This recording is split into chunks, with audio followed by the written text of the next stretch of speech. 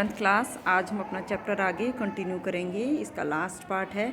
इसमें ये है कि लोकतंत्र में चुनाव इम्पार्शल हों, स्वतंत्र हों, निष्पक्ष हों, इसके लिए एक चुनाव आयोग की व्यवस्था की गई है अनुच्छेद 324 के तहत। और 324 क्या कहता है कि 324 में ये अनुच्छेद 324 के अधीन संसद और प्रत्येक राज्य के विधानमंडल में किए जाने वाले यानी पूरे देश के चुनाव प्लस राज्यों के चुनाव जो है निर्वाचन आयोग करवाएगा। यहाँ पे जो आपने ध्यान देना है वो ये है कि हर राज्य के लिए अपना एक अलग से राज्य निर्वाचन आयोग होगा। केंद्रीय निर्वाचन आयोग अलग है और राज्य निर्वाचन आयोग अलग है। राज्य निर्वाचन आयोग अपने राज्य में होने वाले सभी चुनावों के लिए जिम्मेदार रहेगा, चाहे वो पंचायत के हैं, म्यूनिसिपैलिटी के हैं या वो एमएलएज के चुनाव हैं। तो ये है स्वतंत्र और निष्पक्ष चुनाव करवाने के लिए ये बाकायदा संविधान में लिखा गया है कि निर्वाचक नामावली तैयार करना, संचालन करना, अधीक्षण, ट्रेनिंग, निर्देशन सभी जो है वो चुनाव आयोग के नेतृत्व में होगा। ये आपने करना है, इसको प्रॉपर्ली हम रीड करेंगे। अब हमारा आता है, इसमें आपके बॉक्स में दिया गया है कि विशेष बहुमत क्या है, स्पेशल मेजॉरिटी। साधारण बहुमत का हमारा मतलब होता है कि जब आधे से ज़्यादा वोट आपके किसी के पक्ष या विपक्ष में डाले जाएं, तब हम उसको कहेंगे कि साधारण बहुमत है। लेकिन अगर हम 2/3 बहुमत की बात करते हैं, यानी आप ये मानिए 100 में से 66% वोट आपको रिक्वायर्ड है इलेक्शन जीतने के लिए, तो उसको हम कहेंगे विशेष बहुमत। तो इसमें उपस्थित जो सदस्य हैं, मान लेते हैं एक क्लास में 75 स्टूडेंट्स हैं लेकिन वोटिंग सिर्फ 50% ने की है, तो जो 2/3 निकालेंगे हम वो सिर्फ 50 स्टूडेंट्स का ही निकालते हैं। इसके बाद हमारा निर्वाचन आयोग के काम इसमें दिए गए हैं।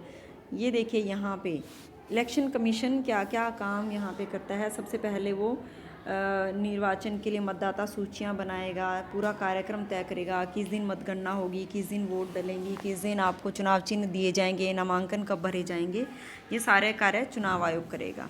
और इस पूरे प्रोसेस में चुनाव आयोग को इंडिपेंडेंट डिसीज़न लेने का अधिकार है। वो किसी भी गलत आधार पर अगर इलेक्शन करवाए गए हैं उनको रद्द कर सकता है या किसी के नामांकन पत्र को रद्द कर सकता है। चुनाव याचिका पर निर्णय लेने के लिए भी चुनाव आयोग स्वतंत्र रहता है। और निर्वाचन मंडल ही है, निर्वाचन आयोग राजनीतिक दलों को मान्यता देता है। ये चुनाव आयोग के मुख्य कार्य यहाँ पर आपको दिए गए हैं। इसके बाद अब हम जो ये देखिए यहाँ पे आपको एक कार्टून भी दिया गया है। इसमें ये कार्टून आप देखेंगे, इस कार्टून में आपको क्या दिख रहा है, इस कार्टून में ये है कि सावधान चुनाव जितना अब मुश्किल काम होने वाला है। अब कोई आचार संहिता, सही और स्वच्छ मतदान तक अनुशासन जैसी मुसीबतों को झेलना पड़ेगा। यानी चुनाव आयोग को यदि लगता है कि चुनाव प्रोसेस में कुछ अमेंडमेंट्स की ज़रूरत है, कुछ सुधार की ज़रूरत है, कुछ इम्प्रूवमेंट की ज़रूरत है, तो चुनाव आयोग स्वतंत्र है ये करने के लिए। पहले क्या होता था कि एक स्टैंप लगा के हम पेटी में वोट्स डाल देते थे, लेकिन उसमें क्या हुआ, चुनाव में धांधली होती थी, पेटियों को उठा लिया जाता था या गलत तरीके से उनका यूज़ किया जाता था। अब क्या है, इलेक्ट्रॉनिक वोटिंग मशीन है। ये सारे सुधार किसने किए, चुनाव आयोग ने किए हैं। तो ये हमारा निष्पक्ष और स्वतंत्र चुनाव आयोग है। इसके बाद अब हम पढ़ेंगे कि चुनाव में सुधार। चुनाव में सुधार का क्या है, बहुत सारी हमारे हैं।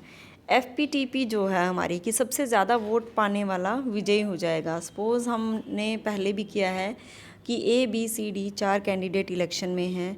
A को 7 वोट मिली, B को 6 मिली, एक को 5 मिली, 4 मिली, D को 3 वोट मिली हैं। तो इसके लिए अब हम देखेंगे कि 7 वोट जिसको मिली वो जीत गया, लेकिन बाकी की जो वोट थी कुल मिला के वो बहुत बड़ी संख्या में हैं और वो खिलाफ हैं उस कैंडिडेट के जो जीत गया है।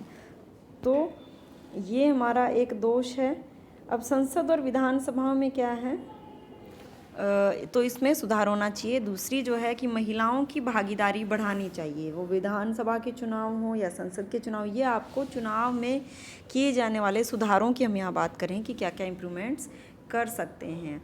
दूसरा, इलेक्शन में जो पैसा खर्च होता है, जो धन का दुरुपयोग है, जो सरकारी मशीनरी का दुरुपयोग है, वो बिल्कुल लिमिटेड कर देना चाहिए और पूरा उसका ब्यौरा डिटेल में सरकार को मांगना चाहिए। जिस उम्मीदवार पे कोई मुकदमा चलता है या जिसका कोई क्रिमिनल बैकग्राउंड है उसको चुनाव ना लड़ने दिया जाए, और या जिसने मुकदमा जीत भी लिया है लेकिन जिसके खिलाफ़ किसी और ने आगे अपील कर रखी है तो वो इलेक्शन ना लड़े।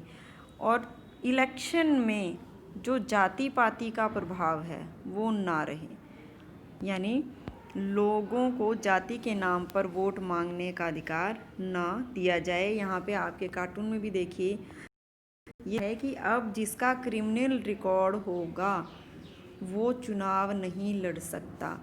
इसमें लिखा हुआ है पुरानी आदत छोड़ो और कैमरे के सामने आओ, अब तो तुम्हें टिकट मिल गया है, चुनाव लड़ना है। यानी ये पहले क्रिमिनल बैकग्राउंड के लोग हैं, जो अपराधी हैं, तो उन्हें चुनाव नहीं लड़ने दिया जाएगा। ये आपका पूरा चैप्टर है चुनावों में सुधार से संबंधित। इसको आपने प्रॉपरली रीड करना है। कल हम इसके क्वेश्चन आंसर डिस्कस करेंगे।